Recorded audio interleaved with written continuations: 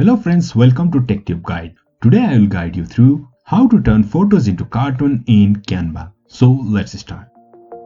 First of all, let's head into Canva and search for something like man. Okay, there are lots of options to choose with. I'll go with this one. Okay, now here is our image which I want to convert as cartoon. For this, I will click on this image and go to edit photos. Over here in Magic Studio, you can choose remove background. See, background of our image is removed. So let's crop this a little bit to fit this man in this frame. So okay, you can see the background is removed. Let's simply copy this image, Ctrl C and Ctrl V.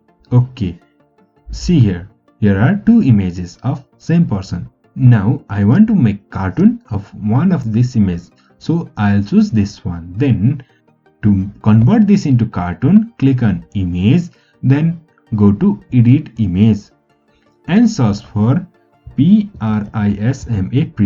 and hit enter. Over here you can see Prisma is appeared. Now click on see all and select kick scooter. Now our image is being converted to cartoon. So you can see here our image is converted to cartoon with only few clicks.